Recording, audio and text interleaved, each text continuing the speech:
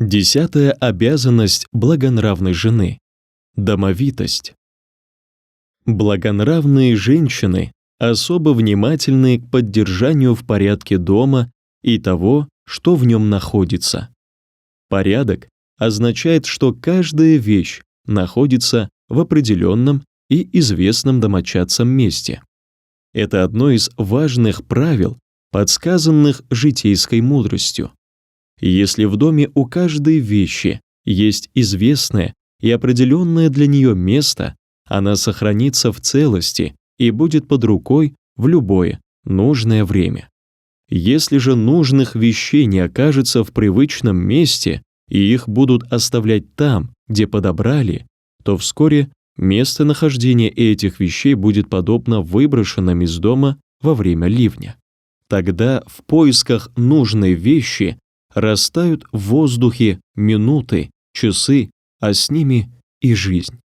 Некоторые простые вещи, такие как замки и ключи, спички и ножницы, светильник, ручка, бумага, различные столовые принадлежности, обычно бывают востребованы срочно.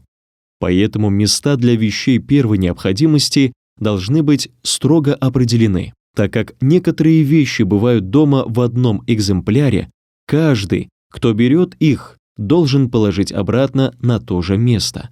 Контролировать соблюдение этого правила, особенно в части, касающейся столовых приборов, и кроме того, следить за их чистотой, входит в обязанности женщин. Знаете ли вы, какие видимые признаки указывают на благонравную и трудолюбивую женщину? Определить их несложно. Если обеденная комната прибрана, столовые и кухонные принадлежности, например, чайник и чашки, нож и скатерть, ложки и тарелки, а также другая посуда вымыты и вычищены, все расставлено по своим местам, как на магазинном прилавке, значит, хозяйка этого дома благонравна и трудолюбива. И не сомневайтесь в этом ни на минуту. Ухоженность дома или отсутствие порядка в нем напрямую связаны с женщиной, там проживающей. Если женщина воспитана, то дом ухожен. Если женщина распущена, то и дом запущен. Поэтому какой бы богатой и уважаемой, из какой бы сословия ни была женщина, ее обязанностью является держать под надзором все помещения и все имущество в доме, контролировать выполнение всех домашних дел, следить за тем, чтобы срочные дела делались строго в срок. Когда нет контроля и порядка в домашних делах, вещи не имеют строго определенного места, то на любое пустяковое дело будут уходить часы. Подтверждение этому можно найти, зайдя в любой дом хотя бы на час. Если в доме хорошая хозяйка, у нее на кухне и всюду порядок, она поставит самовар, а через 5 минут будет накрыта скатерть. А бывает и наоборот.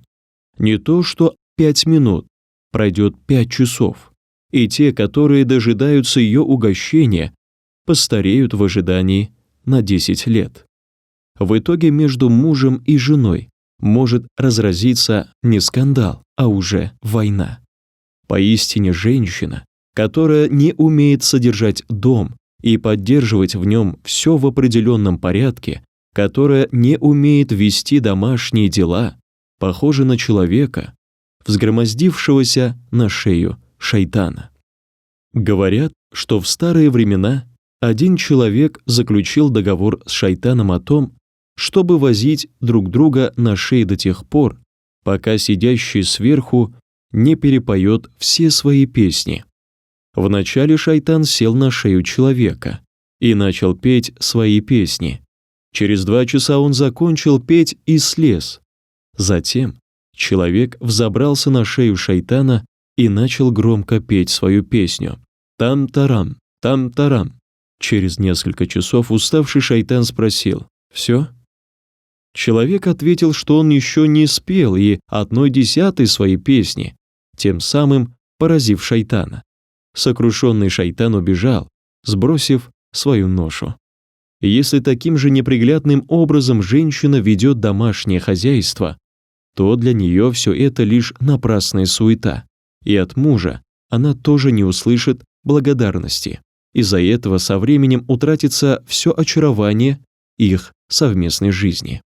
Жена – это та женщина, через которую в доме устанавливается порядок, а в семье – дисциплина, а не та, которая, переложив свои дела на кого-либо и растянувшись на перинах, бездельничает или же, собрав соседок, соревнуется с ними в болтовне, обсуждает всякого проходящего или вызнает у каждого встречного последние новости и сплетни.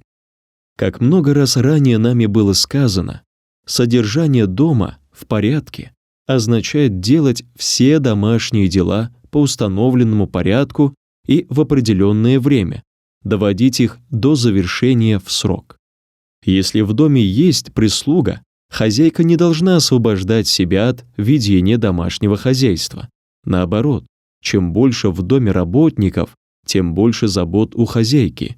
В этом случае необходимо уметь распределить между ними все дела и организовать их совместную работу, не перетруждая кого-либо из них. Если кто-то из работников не знает своих обязанностей и не понимает словесного объяснения, то хозяйка сама, засучив рукава, должна показать и объяснить, что и как делать. Общеизвестно, что женщинам важнее умение пользоваться иголкой, чем ручкой, и значимее их умение готовить пищу, а не их познание в землеустроительном деле.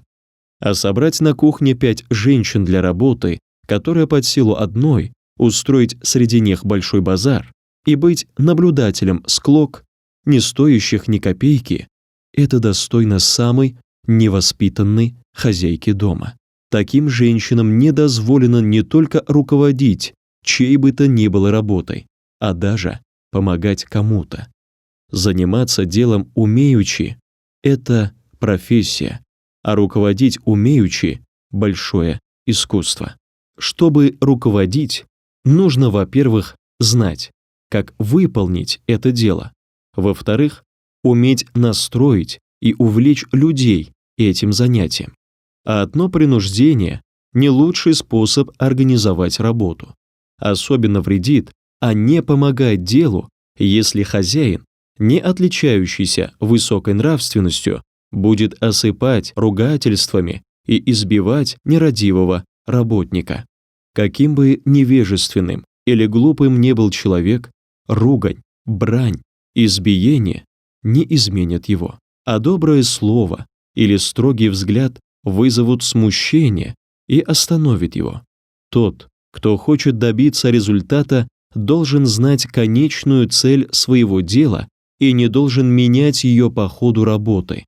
Человек, которого постоянно понукают, сначала долгое время страдает, потом начинает свыкаться с этим и в будущем не замечает плохого обхождения с ним. Зная это, благонравные женщины, руководя домашними работниками, будут терпеливы с ними, воздержаны от гнева из-за каждой мелочи. Они не разразятся бранью в адрес тех, кто ходит по домам в поисках работы. Ведь соискатель и работодатель по большому счету родственны друг другу. Никто не защищен от того, что в один день сам пойдет кому-нибудь в работники.